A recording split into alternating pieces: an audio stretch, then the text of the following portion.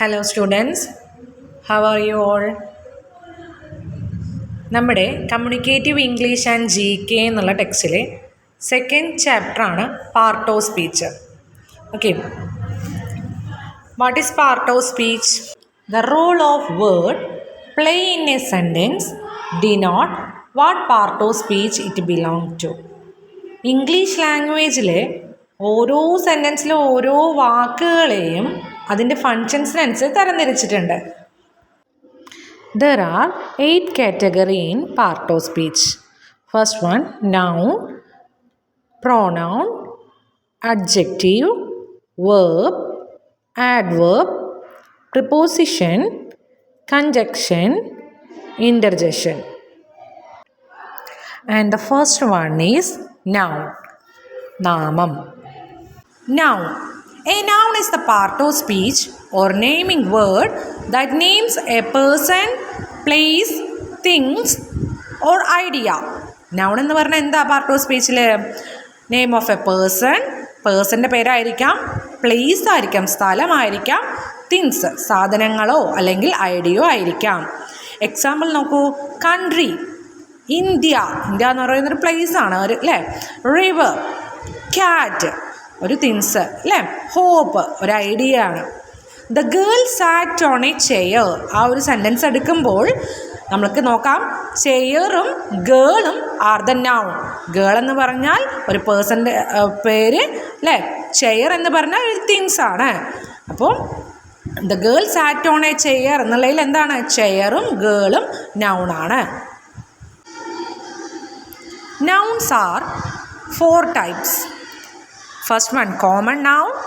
Second one, proper noun. Third one, collective noun.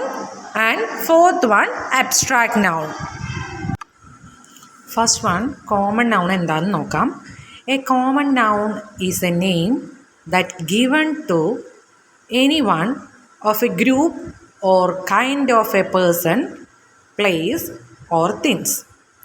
നമ്മൾ ആളുകൾ, സ്ഥലങ്ങൾ, വസ്തുക്കൾ ഇതിന് പൊതുവായിട്ട് ഉപയോഗിക്കുന്ന നാമത്തിനെയാണ് നമ്മൾ എന്ത് പറയുന്നത്, കോമൺ നൗൺ എന്ന് പറയുന്നത്. എക്സാമ്പിൾ നോക്കാം, മാൻ, ഹ്യൂമൻ, ടീച്ചർ അല്ലേ. അല്ല, മാൻ എന്ന് പറഞ്ഞാൽ പുരുഷന്മാരെ, ഒരു കൂട്ടം പുരുഷന്മാരെ നമുക്ക് എന്ത് പറയാം, മാൻ എന്ന് പറയാം. അതുപോലെ ഹ്യൂമൻ അല്ലേ, എന്താണ് മനുഷ്യന്മാർ അല്ലേ, മനുഷ്യന്മാരെ നമുക്ക് ഹ്യൂമൺ എന്ന് പറയാം. ടീച്ചർ അല്ലേ, ഒരു കൂട്ടം അധ്യാപികമാരെ അല്ലെങ്കിൽ പഠിപ്പിക്കുന്ന വ്യക്തികളെ നമുക്ക് ടീച്ചർ എന്ന് പറയാം. കോമണായി നമ്മൾ അങ്ങനെയാണ് പറയാറ് അല്ലേ. Teacher is, she is A teacher, she is A teacher. അവിടെ ഏതാണ് കോമൺ നൗണായി വരുന്നത്, ടീച്ചർ അല്ലേ. Teacher is A common noun. Next one is proper noun. എന്താ പ്രോപ്പർ നൗൺ എന്ന് പറഞ്ഞാൽ? A proper noun is A noun that serves as the name for A specific place, person or thing അല്ലേ. അപ്പോൾ എന്താ proper name എന്ന് പറഞ്ഞു കഴിഞ്ഞാൽ? പ്ലേസിന്, സ്ഥലങ്ങളെ പറ്റി, പേഴ്സൺ ആളുകളെ പറ്റി, തിങ്സ് അല്ലേ, വസ്തുക്കളെ പറ്റി, സ്വന്തമായുള്ളൊരു നൗണിനെ, നാമങ്ങളെ നമുക്ക് എന്ത് പറയാം, പ്രോപ്പർ നൗൺ എന്ന് പറയാം. എക്സാമ്പിൾ കൂടി നോക്കാം. മായ, റാണി, കേരള അല്ലേ. മായ ഈസ് എ ഗേൾ. മായ എന്ന് പറയുന്നത് എന്താണ്, ഒരു പ്രോപ്പർ നൗണാണ്. കാരണം ഒരു ഇൻഡിവിജ്വലിനെ, ഒരു വ്യക്തിനെ മാത്രമാണ് അവിടെ പറയുന്നുള്ളൂ. ഗേൾ എന്നാവുമ്പോഴോ, ഗേൾ അല്ലേ, ഒരു പെൺകുട്ടികളെ മൊത്തമായിട്ട് കോമൺ ആയിട്ട് നമ്മൾ എന്ത് പറയുന്നു, ഗേൾ എന്ന് പറയുന്നു. So girl is A common noun. Next one, collective noun.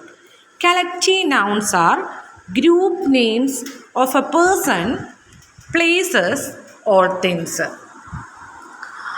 Person ആളുകൾ, പ്ലേസസ് സ്ഥലങ്ങൾ, തിങ്സ് വസ്തുക്കൾ. ഇവയെയൊക്കെ കൂട്ടത്തെ ഒറ്റയായി എടുത്ത് പറയുന്ന നൗണിനെ, നാമത്തെ നമുക്ക് എന്ത് പറയാം, collective noun എന്ന് പറയാം.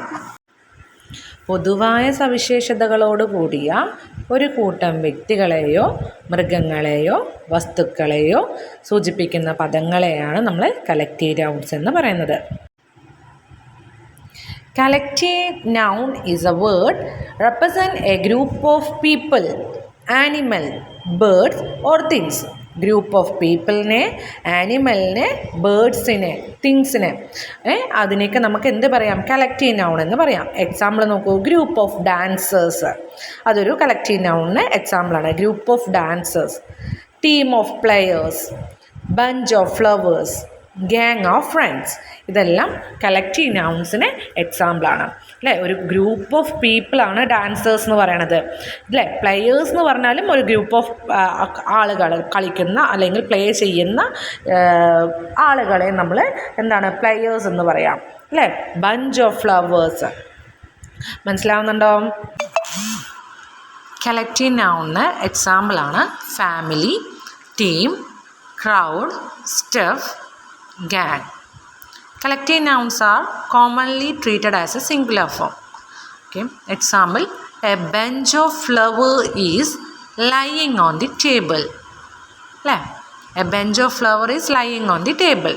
A team of players is playing in the ground. A bunch of flowers is lying on the table. എന്താണ്? ഫ്ലവേഴ്സ് എന്ത് ചെയ്യുന്നു? മേശപ്പുറത്ത് ഒരു കൂട്ടം ഫ്ലവേഴ്സ് കിടക്കുന്നു എന്നാണ് അല്ലേ. നെക്സ്റ്റ് വൺ നോക്കൂ, A team of players is playing on the ground. A team of players, ഒരു കൂട്ടം കളിക്കാർ എന്ത് ചെയ്യുന്നു? പ്ലേയിങ് ഓൺ ദി ഗ്രൗണ്ട്, ഗ്രൗണ്ടിൽ കളിക്കുകയാണ് എന്നാണ് പറയുന്നത്. നെക്സ്റ്റ് വൺ നമുക്ക് നോക്കാം, abstract noun. An abstract noun is name of quality or state that cannot see and touch. Abstract noun എന്ന് പറഞ്ഞാൽ എന്താ? ഗുണം, സ്ഥിതി, ഇതിനെയൊക്കെ പറ്റി പറയുന്നതിന് ഉപയോഗിക്കുന്ന ഒരു നൗണാണ് അബ്സ്ട്രാക്റ്റ് നൗൺ. അത് നമുക്ക് എന്ത് ചെയ്യാൻ പറ്റില്ല? കനോട്ട് സീ ആൻഡ് ടച്ച്, നമുക്ക് കാണാനോ അല്ലെങ്കിൽ ടച്ച് ചെയ്യാനോ നമുക്ക് പറ്റില്ല. എക്സാമ്പിൾ നോക്കൂ, ഹാപ്പിനെസ്, ലവ്, പോവേർട്ടി, ചൈൽഡ്ഹുഡ് അല്ലേ. ഹാപ്പിനെസ്സോ ലവും പോവേർട്ടിയും ചൈൽഡ്ഹുഡൊക്കെ എങ്ങനെയാണ്? നമുക്ക് സീ ചെയ്യാനോ ടച്ച് ചെയ്യാനോ പറ്റില്ല. ഓക്കെ.